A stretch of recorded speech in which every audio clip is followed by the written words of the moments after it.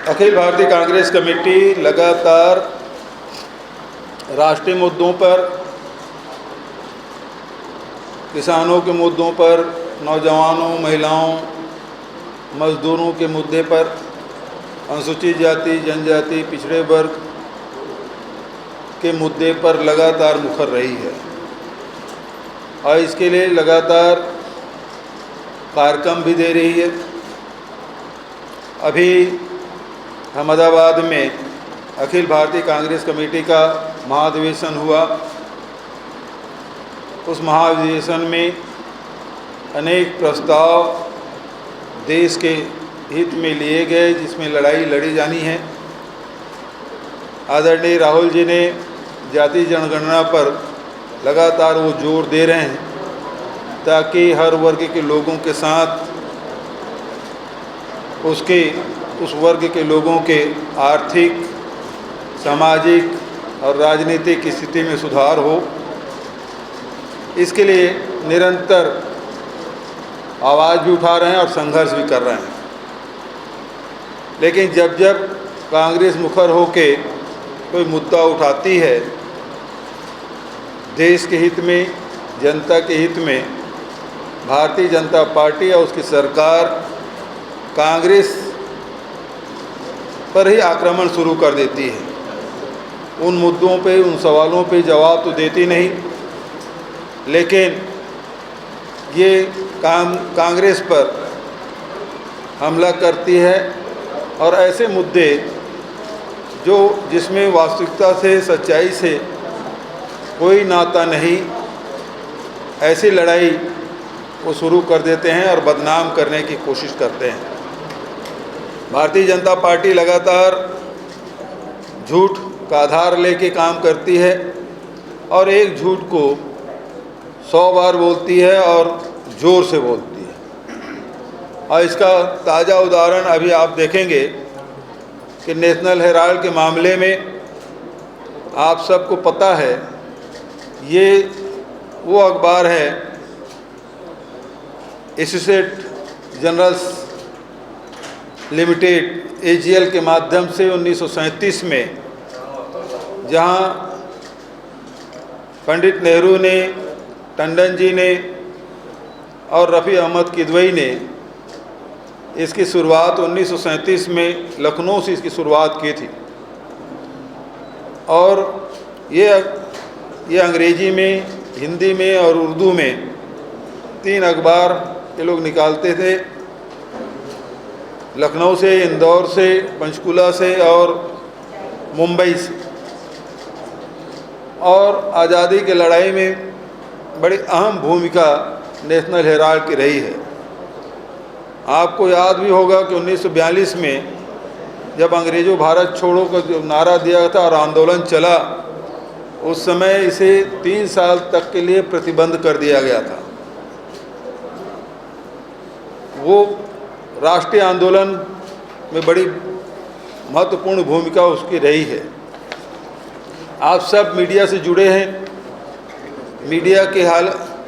Media समूह की हालत किस प्रकार से हो गई है। बहुत सारे पुराने अखबार जो चलाए जा रहे थे वो बंद हो गए, आर्थिक रूप से उसे जूझना पड़ा। तो वही स्थिति नेशनल हेराल्ड की भी हुई और स्थिति ये बनी, उसके प्रकाशन करने में अड़चनें आई और वहाँ के जो कर्मचारी है उसके तनख्वाह है, उसके PF है, बिजली की बिल है, बिल्डिंगों के, ये पटाना असंभव हो गया था। ऐसी स्थिति में इस राष्ट्रीय धरोहर को बचाए रखने के लिए कांग्रेस पार्टी ने यंग इंडिया एक संस्था बनाई और उसके माध्यम से उसे 2002 से लेके 2012 तक लगभग 100 चेक दिए और उसमें 90 करोड़ रुपए की राशि दी गई सहायता के रूप में। कोई नगद किसी को दिया नहीं गया। और जो यंग इंडिया कंपनी बनी वो उसमें कोई प्रॉफिट नहीं ले सकता, उसे कोई तनख्वाह नहीं ले सकता, उसे कोई लाभ नहीं ले सकता। और आप सबको पता है नेशनल हेराल्ड भी लखनऊ के ही जो बिल्डिंग है वो फ्री होल्ड है, बचत है, लीज पर है। लेकिन इस संस्था के जितने भी संपत्ति है उसे बेचा नहीं जा सकता। यंग इंडिया के भी जो शेयर है उसे बेचा नहीं जा सकता, और ये नो प्रॉफिट नो लॉस में इसको चलाया जा रहा है। सेक्शन 8 के तहत इसकी व्यवस्था की गई। आप सबको पता है कि इस मामले में 2012 में निर्वाचन आयोग से इसके खिलाफ शिकायत की गई।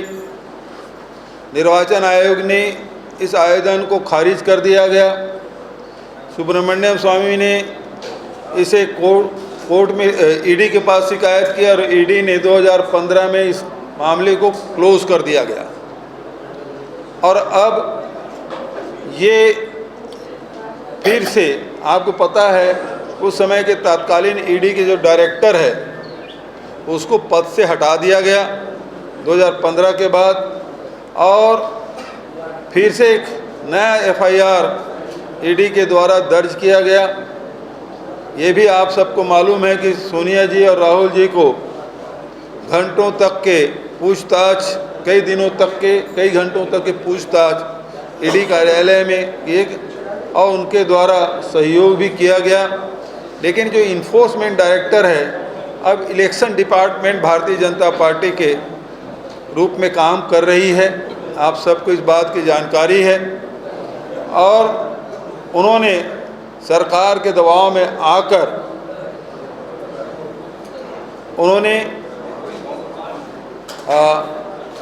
एक कुर्की की यहाँ के कार्यालयों के सामने उन्होंने नोटिस चस्पा किया, और साल भर के भीतर में उसे कोर्ट में चालान प्रस्तुत करना होता है।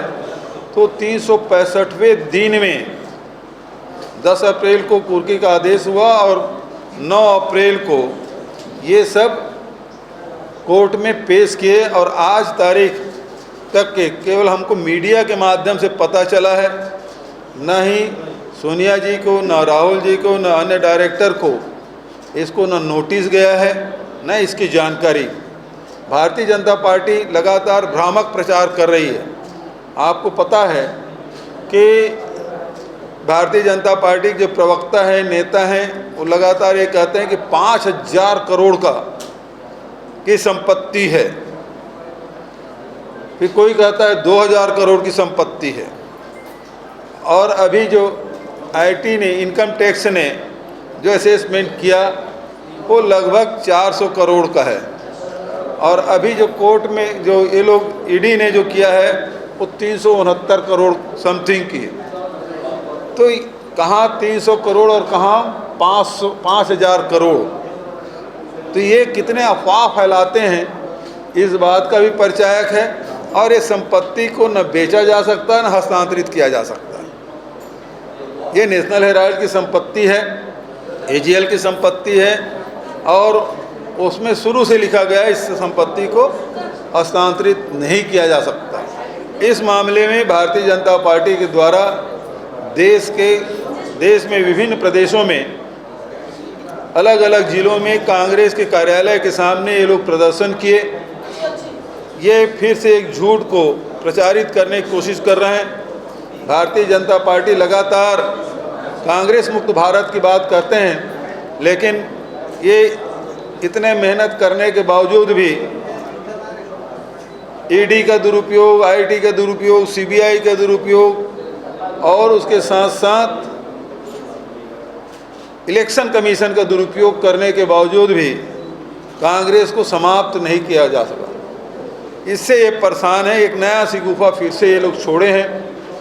अभी लगातार खड़गे साहब और राहुल जी संविधान बचाने की लगातार बात कर रहे हैं, और इसके लिए लड़ाइयाँ भी सदन के भीतर भी और सदन के बाहर भी। और जब उन्होंने एक सवाल पूछ दिया राहुल जी ने पिछले लोकसभा में कि अडानी से आपका क्या रिश्ता है, उन्होंने कुछ फोटोग्राफ्स दिखाए कि अडानी और मोदी जी एक ही प्लेन में बैठे हुए जा रहे हैं, और लगातार पूरे देश की संपत्ति, चाहे रेलवे हो, चाहे एयरपोर्ट हो, चाहे पोर्ट हो, चाहे सीमेंट प्लांट हो, चाहे खदानें हों, सबको एक व्यक्ति के हाथ में सौंपा जा रहा है। ये संपत्ति देश की है, देश की जनता की है और कांग्रेस पार्टी ने बहुत सारे सार्वजनिक उपक्रम बनाए ताकि आम जनता जो गरीबी में जी रही है उसे मौका मिले अपने जीवन स्तर और सामाजिक स्तर सुधारने के लिए। और नेहरू जी से लेके मनमोहन सिंह जी तक अनेक संस्थाएं बनाई गई जिसके माध्यम से करोड़ों करोड़ लोगों के जीवन स्तर में सुधार आया। अब वो सारे संपत्ति बेचे जा रहे हैं और एक व्यक्ति को बेचा जा रहा है, वो बेहद दुर्भाग्यजनक है। ये सरकार केवल एक व्यक्ति के लिए काम कर रही है और इसका विरोध कांग्रेस पार्टी और कांग्रेस के नेता राहुल जी लगातार कर रहे हैं। तो आपको याद होगा उस समय राहुल जी की सदस्यता समाप्त कर दी गई थी लोकसभा से और 24 घंटा के अंदर में बंगला भी खाली करा लिया गया था। तो ये दुर्भावना उनकी रही है और अभी भी लोकसभा में उन्हें एलओपी है लेकिन बोलने नहीं दिया जाता। और जिस प्रकार से सुप्रीम कोर्ट को भी ये लोग लगातार, आपको याद होगा पिछले इलेक्शन में अब की बार 400 पार का नारा लगाए थे और 400 क्यों चाहिए, तो उन्होंने कहा था संविधान बदलेंगे, संविधान हमको बदलना है। जो संविधान हम सबकी रक्षा करती है वही संविधान खतरे में है। ये लड़ाइयाँ लड़ी जा रही है और अभी ताज़ा उदाहरण आपने देखा होगा कि सुप्रीम कोर्ट ने एक आदेश दिया कि ये राज्यपाल, तमिलनाडु के मामले में राज्यपाल या राष्ट्रपति असीमित समय तक के लिए बिल को नहीं रोक सकते। इस आदेश का दूसरा पहलू ये है, इसका अर्थ ये भी है कि जो चुने हुए जनप्रतिनिधि से जो विधानसभा बनता है या लोकसभा बनता है और जनप्रतिनिधि जो कानून बनाते हैं लोगों के हित में, एक मनोनीत व्यक्ति राज्यपाल उसे असीमित समय तक के नहीं रोक सकते। तो न्यायपालिका ने तो विधानसभा की शक्ति को बरकरार रखने और उसे ऊंचाई तक ले जाने का काम किया, तो सुप्रीम कोर्ट को तो धन्यवाद देना चाहिए। लेकिन उपराष्ट्रपति जी कहते हैं ये तो लोकसभा से भी ऊपर हो गया, इस प्रकार की टिप्पणी।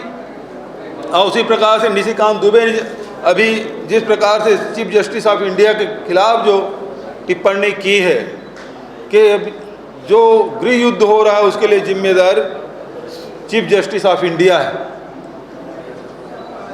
पहली बात है गृह युद्ध हो कहाँ रहा है, कहीं दंगे हो रहे हैं, उसके लिए जिम्मेदार सीजीआई कैसे हो सकता है।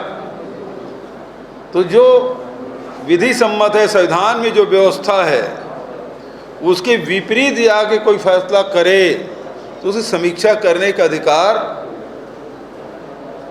सर्वोच्च न्यायालय को है। और उसके तहत उन्होंने टिप्पणी की, उससे भारतीय जनता पार्टी बखला गए हैं। इससे स्पष्ट है वो संविधान को नहीं मानते, संविधान बदल देना चाहते हैं। और यही लड़ाई कांग्रेस की है, कांग्रेस के नेता खड़गे जी और राहुल जी और सोनिया जी की है और ये लड़ाई हम निरंतर लड़ते रहेंगे।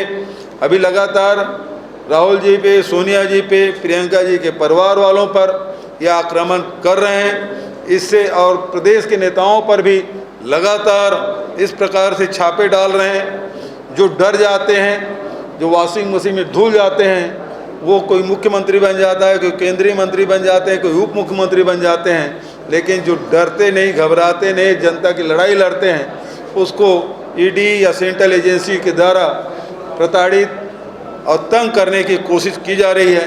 कांग्रेस जन इसे डरते नहीं बल्कि इससे और ताकत मिलती है और पूरे ताकत के साथ भारतीय जनता पार्टी के फांसीवादी नीतियों के खिलाफ लड़ाई लड़ते रहेंगे जनता के हित में। आपकी तरफ से कोई सवाल हो तो साधारण मंत्री।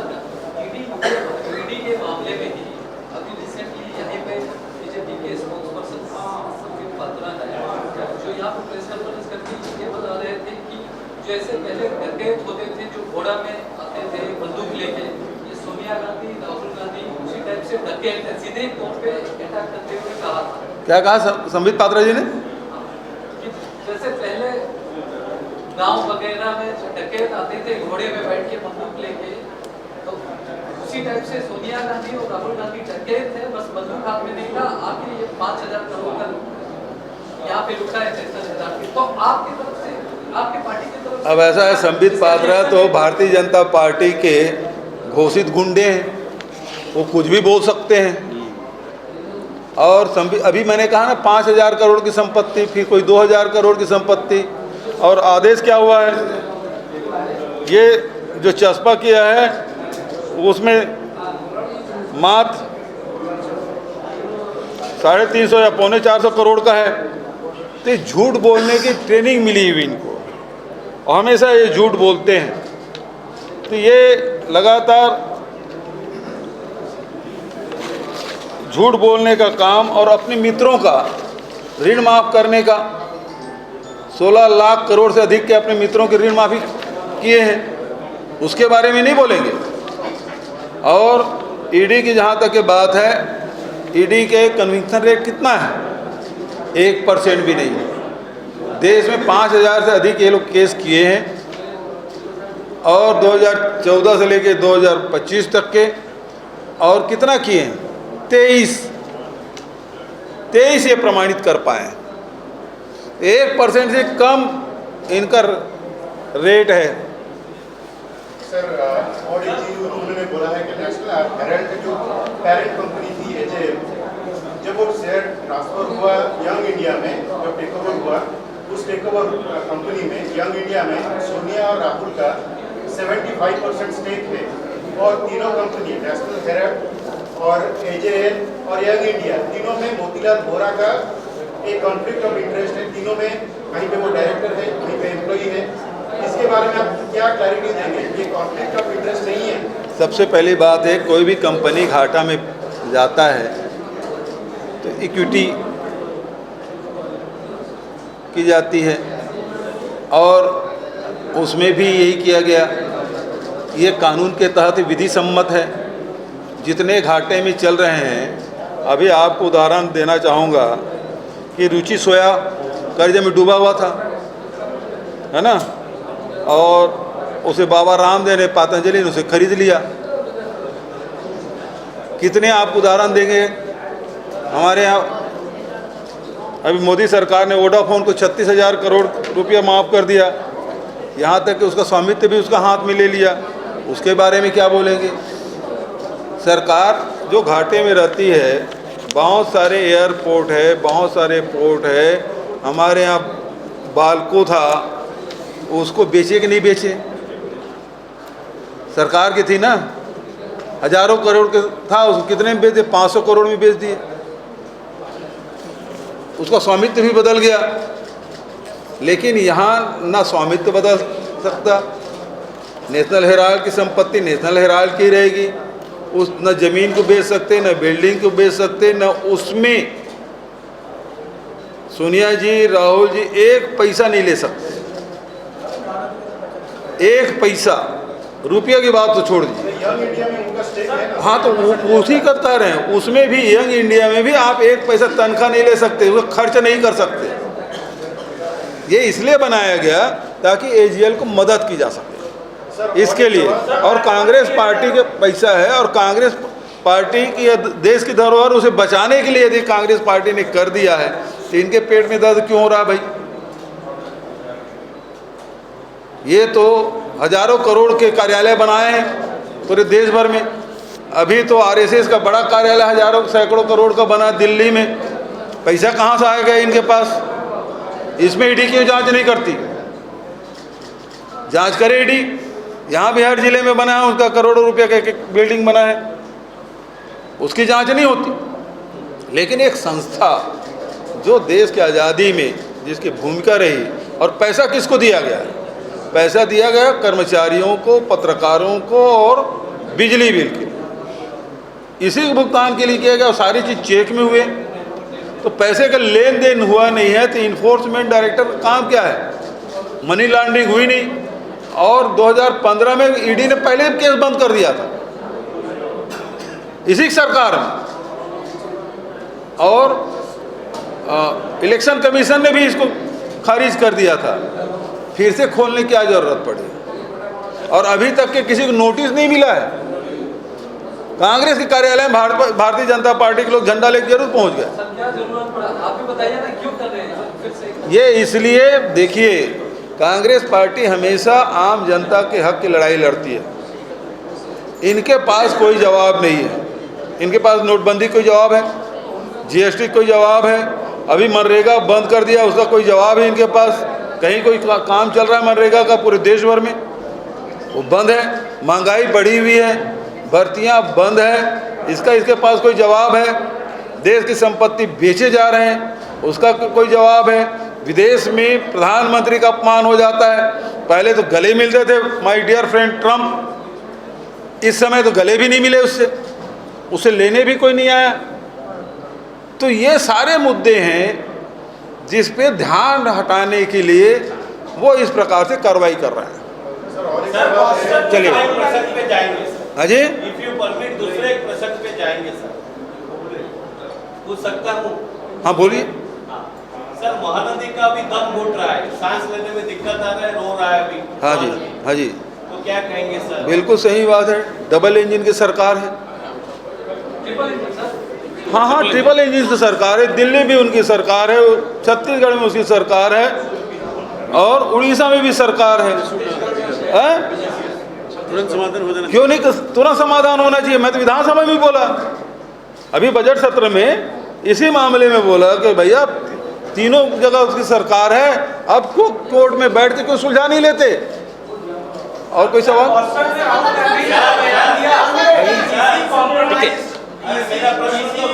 कॉम्प्रोमाइज है, राहुल गांधी ने बयान दिया बॉस्टन में, उस पर भाजपा ने पलटवार किया है, कहा है कि राहुल गांधी ईसीएस से ग्रसित है, एंटाइटल्ड चाइल्ड सिंड्रोम से ग्रसित है, और उन्हें विदेश जाकर भारत की बदनामी करना अच्छा लगता है। पहली बात तो ये है कि इसी के मामले में लोकसभा में चर्चा हुई। महाराष्ट्र के चुनाव में 59 लाख मतदाता 5 महीने में कैसे बढ़ गए, इस पे इलेक्शन कमीशन को पत्र लिखा। हमारी डेलीगेशन गए थे, हाई पावर डेलीगेशन गया। आज तक इलेक्शन कमीशन वो वोटर लिस्ट उपलब्ध नहीं करा पाई। और इस सवाल को यदि कर रहे हैं तो इनको तकलीफ क्यों हो रही है? और दूसरी बात, अमेरिका के बड़े ये लोग पक्षधर हैं, वहाँ के जो अधिकारी है तुलसी गबार्ड, यहाँ डोभाल है, वहाँ तुलसी जी हैं, उन्होंने कहा कि ईवीएम हैक किया जा सकता है, वोटिंग के समय वोट पैटर्न बदला जा सकता है, और स्ट्रांग रूम में रखने के बाद भी, वोट डालने के बाद भी अंकों में फेरबदल किया जा सकता है। इतना बड़ा आरोप लगा है, न इलेक्शन कमीशन जवाब दी, न भारत सरकार जवाब दी क्या? इसका जवाब देना चाहिए। आप राहुल गांधी का जवाब तो दे रहे हैं, लेकिन तुलसी जो अभी अभी नियुक्त किए हैं ट्रम्प जी ने, उन्होंने सीधा सीधा आरोप लगाया, उसके बारे में मौन क्यों है? ठीक, थैंक यू।